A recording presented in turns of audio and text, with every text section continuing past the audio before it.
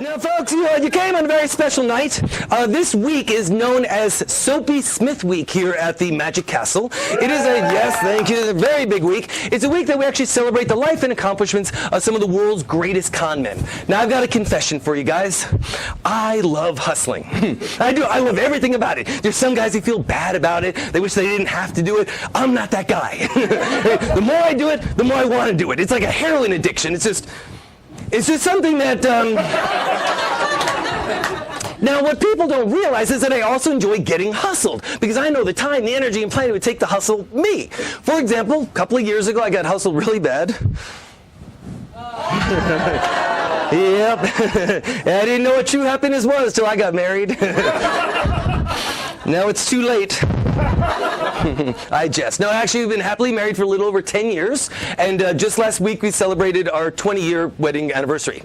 So, you do the math. So, we actually celebrated, we went to Bogota, Colombia. I don't know if you guys have ever been there before. Beautiful, right? Now, when traveling internationally, there's two golden rules one must follow. Number one is that you want to make sure that you exchange your money for local currency. Gives you better bargaining power. Now, sir, if you're going to do it, don't be a sucker. Don't go to like the airports or the banks, get a bad exchange rate. You want to do like I did. Go right to the streets. Get authentic Bogota, Colombia cash.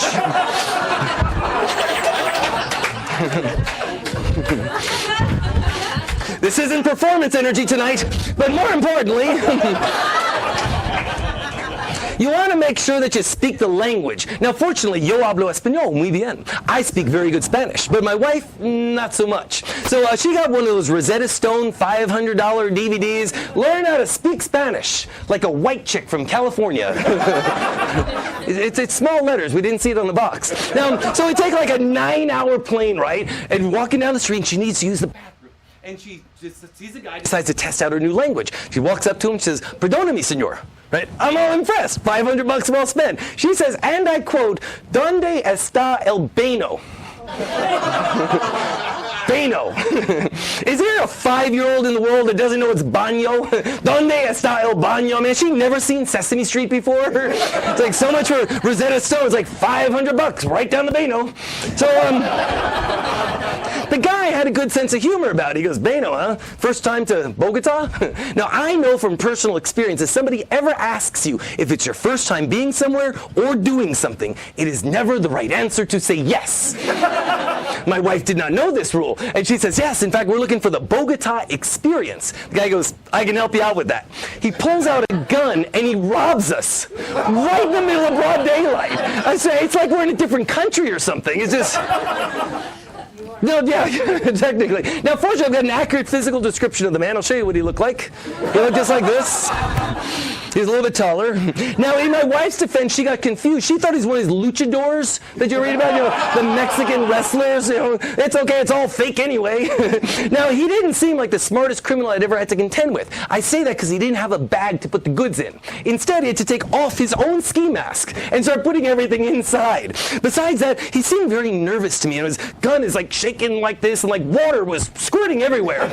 And so my wife started freaking out. She goes, "Oh my God, you remember what they said? Don't drink the agua."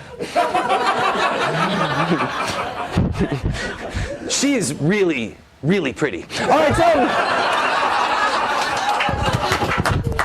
I offered him my white silk handkerchief. I thought a white silk handkerchief would come in handy later when the police found him. He took the handkerchief and he placed it into the mask. He goes, "All right, let's get down to business. First, give me all of your cash." And so I had to give him all 500 pesos. It's about $1.29 to me or you. He took the money, he placed it into the mask. He goes, "While we're at it, give me your watch." I said, "But my watch, I stole this from somebody I really respect." He didn't seem to care, so he took Steve Valentine's watch. Sorry, buddy, now you know the truth. He took that and he placed it into the mask. Finally, he asked for my ring. I said, "My ring, forget about it. This is my United States Trick Shot Championship of Pool ring. This ring has a lot of sentimental value." He goes, "I don't want that piece of tin, I want your wedding ring."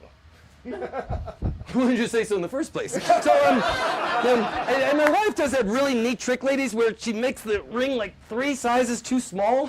I don't know how she expects me to take this off when I go out of town for a business trip. With that, it vanished into the night, just like my bachelorhood.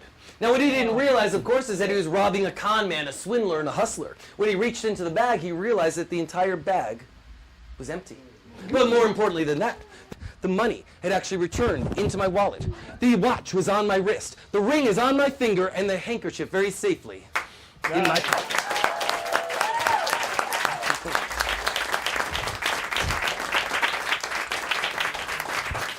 And it was right after that that Luchador needed to use the Bano.